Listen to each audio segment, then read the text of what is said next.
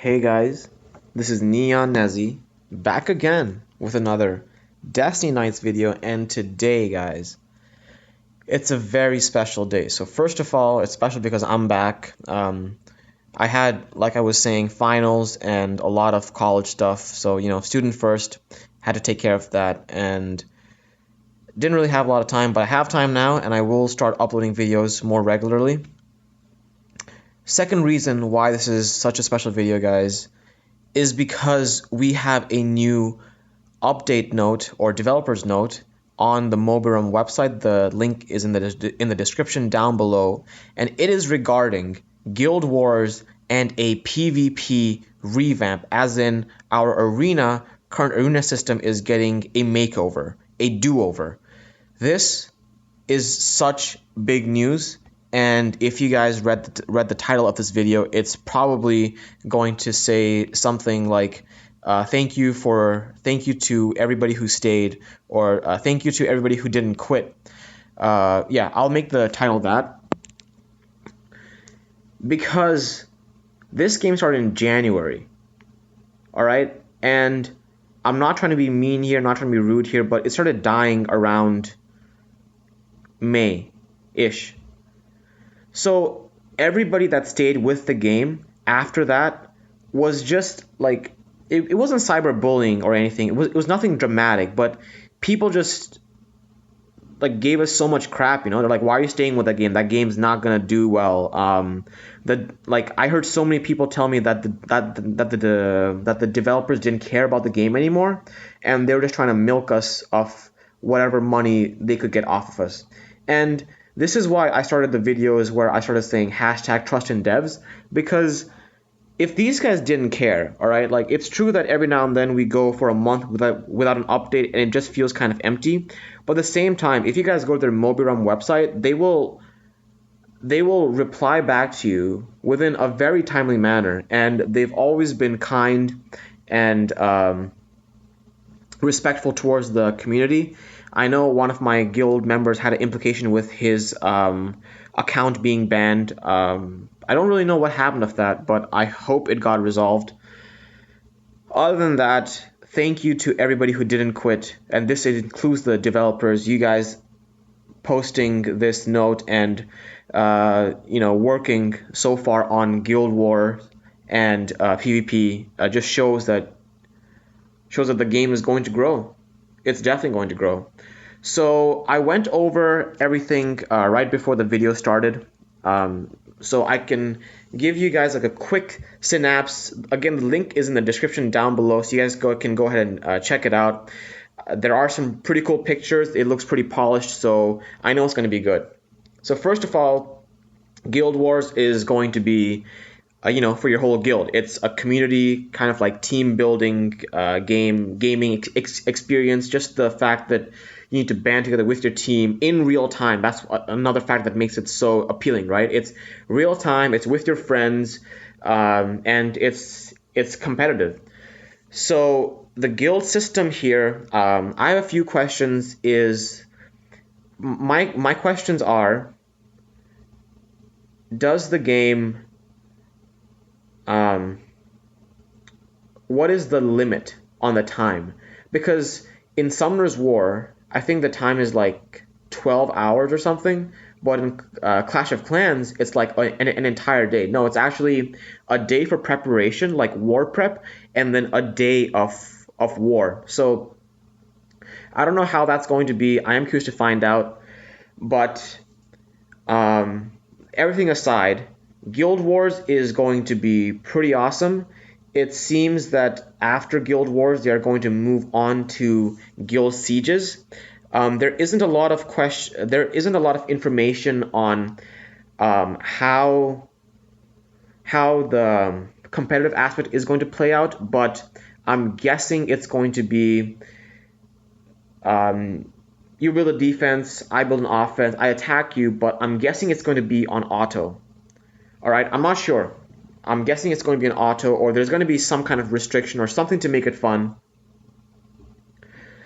They do say it's going to be released within this month, and when it does get released this month, it's not going to be the actual Guild War. It's going to be a beta release where the number of participants are limited. I hope my guild, Delicious, gets into it. We definitely deserve a spot up there. You know, just so you guys know, best guild in the world. Just hope, you know, shameless advertising. So anyway, we have, that's all the information we have. And then it says after the beta release, they will consider further improvements and feedback. So I'm guessing they're going to release the game for like, or release the patch for about a week, try out Guild Wars, close it down for a week, get responses, work on stuff maybe for like, maybe even 2 weeks, and then release it for good.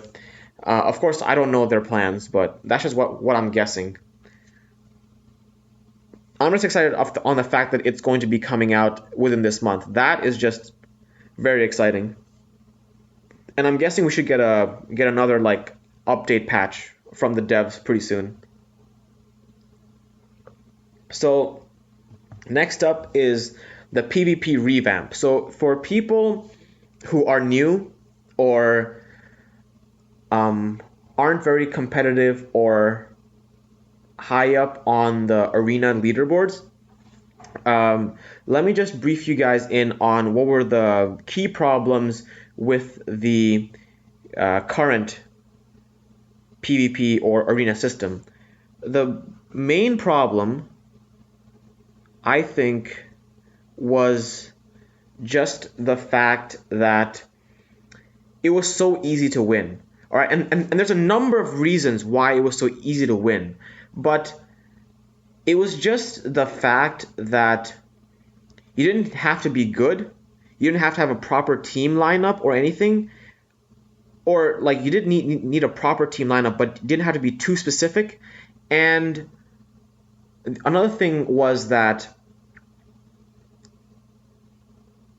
it was really unfair, because I'm trying to choose my words very carefully here, guys. It was very unfair because people who had the money could buy a ton of swords and outwork the people who actually had the better units, but not as much as money or currency.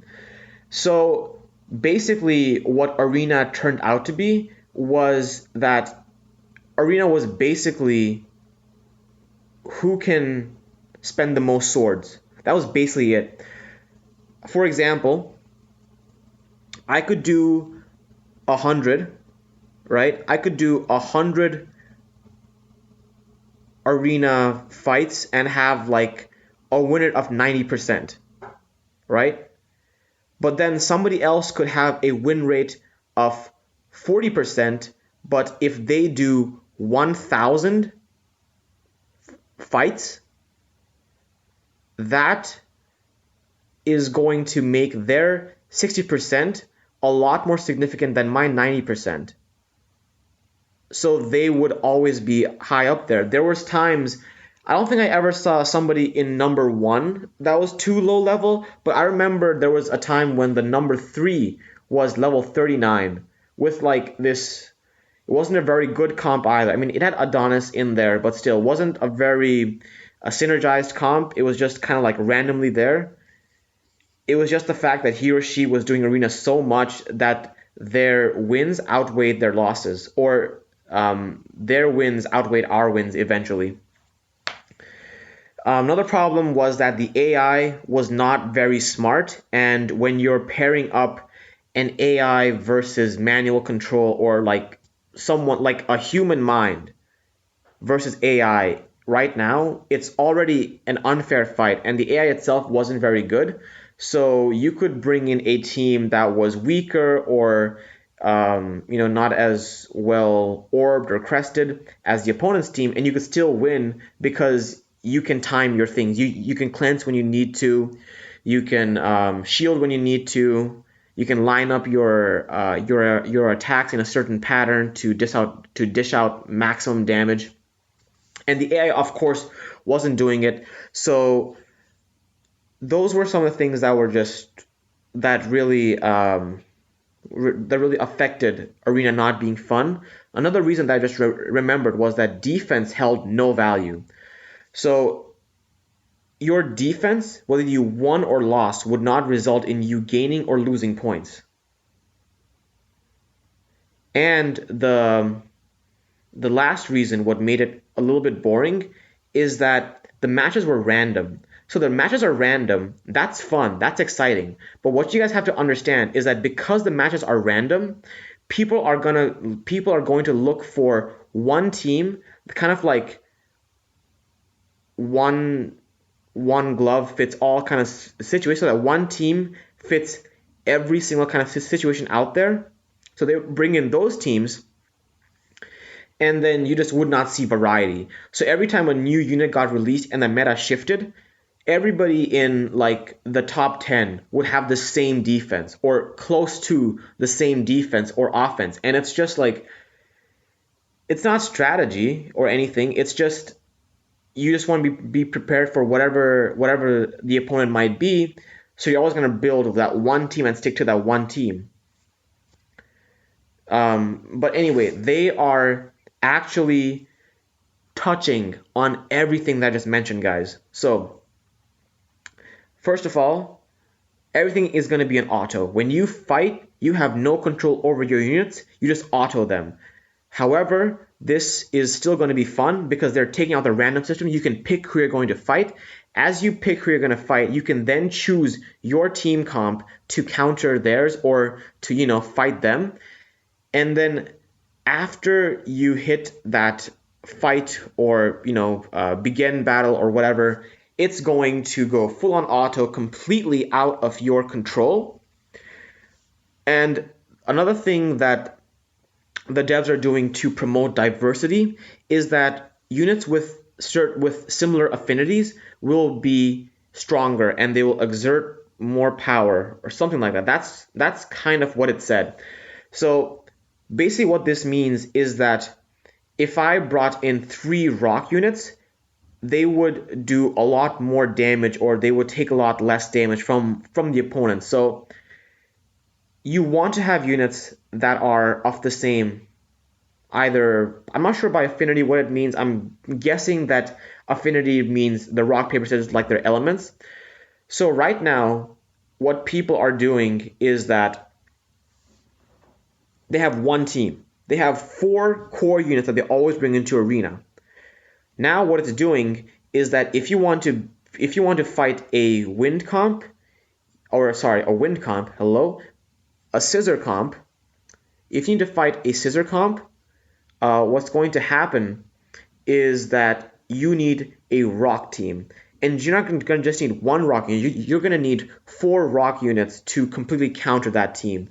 So when it's all said and done, if you want to have 3 teams ready for 3 different affinities, you're going to need a total of 12 different units. That's already like a 200% increase in the variety of units that one player would have for arena. So all in all, it seems to be very, very promising. Furthermore, what they are doing is that there is a tactic system where I don't know how it's going to work, but the tactic system is going to let you select which skills to prioritize and which skills to which skills to prioritize, basically, which helps you win to a certain extent when you're on the offense, right? You think that it would be a good thing, or like offense is still going to be very easy. Well, not really, because when people place their defense, which is now going to matter because it says that you can now also set up your defensive team along with its tactics. So the only reason you need to set up a defensive team is because it's going to matter, right? Like if you win a defense, you're going to gain points. If you lose a defense, you're going to lose points. That makes it so much more worth it. Because previously you picked a team and that was your team for offense and defense. And there were a lot of times when people would ask, like in chat, hey man, what is, they would ask, like, what is a good defense for me, or what is a good defense for my account? and everybody would just say defense doesn't matter, bro. Like, stop wasting your time on defense. Build an offensive team. So the tactic system is going to help you prioritize what skills you want your units to use more often, and it's also going to you can also choose the tactics when you're on defense.